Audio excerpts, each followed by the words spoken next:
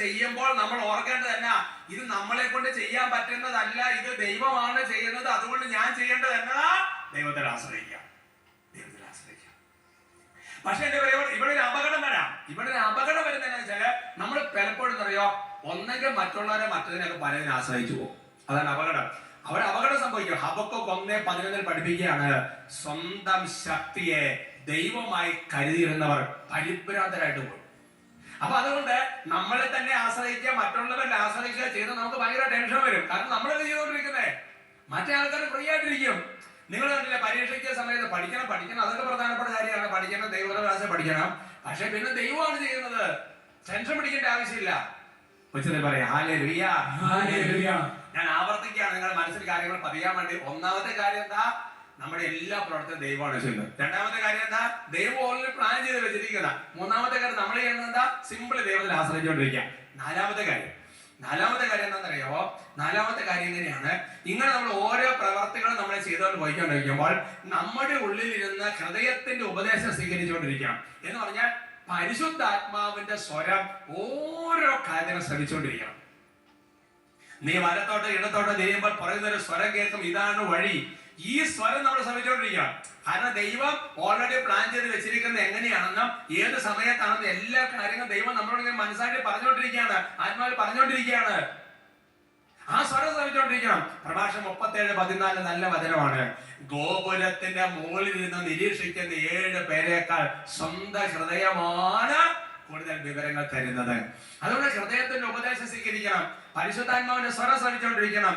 ജ്ഞാനത്തിന്റെ പുസ്തകത്തിൽ 9:17 പഠിപ്പിക്കുകയാണ്, അങ്ങ് ജ്ഞാനത്തെയും പരിശുദ്ധാത്മാവിനെ ഉന്നതത്തിന് നൽകിയില്ലെങ്കിൽ അങ്ങയുടെ ഹിതം എങ്ങനെ അറിയും? സന്തോഷം പറഞ്ഞു ഹല്ലേലൂയ, ഹല്ലേലൂയ. അഞ്ചാമത്തെ കാര്യം എന്താണെന്നറിയാമോ? ഓരോ പ്രവൃത്തിയും ചെയ്യുമ്പോൾ നമ്മൾ ഒരു കാര്യം മേക്ക് ഷുവർ ചെയ്യണം, ദൈവത്തിന്റെ വചനം അനുസരിച്ചാണോ ഇത് നമ്മൾ ചെയ്തുകൊണ്ടിരിക്കുന്നത് എപ്പോഴും ഉറപ്പാക്കിക്കൊണ്ടിരിക്കണം. അതുകൊണ്ടാണ് ധാരാളം വചനം വായിച്ച് വചനം ഉള്ളിൽ നിറയണം. അങ്ങനെ വചനം ഉള്ളിൽ നിറഞ്ഞു കഴിഞ്ഞാൽ നമ്മൾ ചെയ്യുന്ന പ്രവർത്തികളെല്ലാം വചനത്തിന് അടിസ്ഥാനമായിട്ട് മാറ്റപ്പെടും.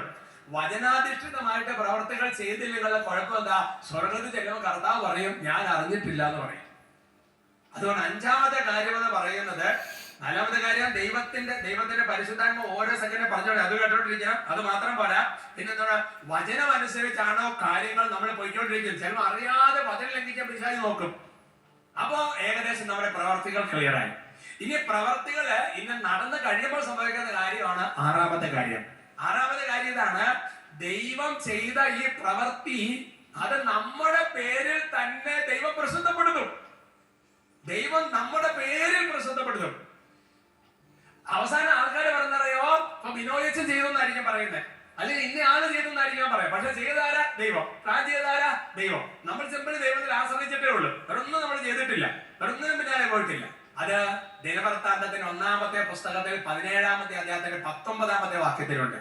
കർത്താവേ, ഈ ദാസന് വേണ്ടി വലിയ കാര്യങ്ങളെല്ലാം അവിടുന്ന് സ്വമനസാ ചെയ്തിരിക്കുന്നു, അവ പ്രസിദ്ധമാക്കുകയും ചെയ്തിരിക്കുന്നു. Praise the lord, praise the lord. ദാവീദിലൂടെ കർത്താവ് തന്നെ ഒരുപാട് കാര്യങ്ങൾ ചെയ്തിട്ട് ജനത്തിന് മുമ്പിൽ വരുമ്പോൾ എങ്ങനെയാ, ദാവീദ് ഇത് ചെയ്തു എന്നാ. പക്ഷെ സത്യത്തിൽ ചെയ്താരാ? ദൈവമാണ് ഇതെല്ലാം ചെയ്തത്. Price the lord, praise the Lord. അതുകൊണ്ട് അവസാനത്തെ ഒരു കാര്യം, ഏഴാമത്തെ കാര്യം എന്താണെന്നറിയാവോ? ദൈവം ചെയ്ത കാര്യം ദൈവദാസരായ നമ്മുടെ പേരിൽ ദൈവം പ്രസിദ്ധപ്പെടുത്തുമ്പോൾ അതിന്റെ മഹത്വം നമ്മൾ എടുക്കരുത്. അതുകൊണ്ടാണ് ഏഴാമത്തെ കാര്യം. അതിലാണ് എപ്പോഴും ഏത് പ്രവൃത്തി ചെയ്താലും ദൈവത്തിന് മഹത്വം കൊടുത്തുകൊണ്ടിരിക്കണം. കാരണം പ്ലാൻ ചെയ്തതാരാ? ദൈവം. ചെയ്തതാരാ? ദൈവം. ഉപദേശം തന്നതാരാ? ദൈവം. നമ്മൾ ആകെ ചെയ്ത കാര്യം എന്താ? നമ്മൾ ദൈവത്തിൽ ആശ്രയിച്ചു, പിന്നെ ദൈവത്തിന്റെ സ്വരം കേട്ടു, പിന്നെ എന്താ വചനം ലംഘിക്കുന്നുണ്ടോ നോക്കി, ചെയ്ത് പ്രസിദ്ധപ്പെടുത്തിയത് ദൈവം, എല്ലാം ചെയ്തത് ദൈവം. അതുകൊണ്ട് ഒരു കാര്യം ഓർക്കണം, മറ്റുള്ളവരിലൂടെ ദൈവം ഓരോ കാര്യങ്ങൾ ചെയ്യുന്നത് കാണുമ്പോഴും നമ്മൾ ചെയ്യുന്ന കാര്യം എന്താണെന്നറിയോ? ദൈവത്തെ മഹത്വപ്പെടുത്തിക്കൊണ്ടിരിക്കണം. അതാണ് ഗലാത്യ 1:24 പൗലോസ് പറയാ, എന്നെ പ്രതി അവർ ദൈവത്തെ മഹത്വപ്പെടുത്തി. ഒരിക്കലും നമ്മൾ മഹത്വം എടുക്കരുത്. സന്തോഷത്തോടെ പറഞ്ഞു ഹല്ലേലൂയ. അതുകൊണ്ട് എന്റെ പ്രിയപ്പെട്ട സഹോദരങ്ങളെ, ഈ 7 കാര്യങ്ങൾ നിങ്ങൾക്ക് ഒരുപാട് ബലം തരും.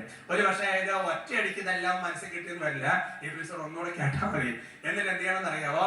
നമ്മള് ഓരോ പ്രവർത്തനം ചെയ്യുമ്പോൾ ഓരോന്നോരോന്ന് നാളെ മുതൽ നിങ്ങൾ പ്രാക്ടീസ് ചെയ്യാൻ വേണ്ടി തുടങ്ങുക. 7 കാര്യങ്ങൾ. ഏത് പ്രവർത്തനം ചെയ്യുന്നതിനും 7 കാര്യങ്ങൾ. അത് ഓർത്തോർത്ത് പതുക്കെ പ്രാക്ടീസ് ചെയ്ത് ഹാബിറ്റ് ആക്കിയാൽ സ്വർഗത്തിൽ വെച്ച് നമുക്ക് കണ്ടുമുട്ടാൻ പ്രത്യേകം ഒരു അവസരം തരും. ഹല്ലേലൂയ. ഈശോ അനുഗ്രഹിക്കട്ടെ.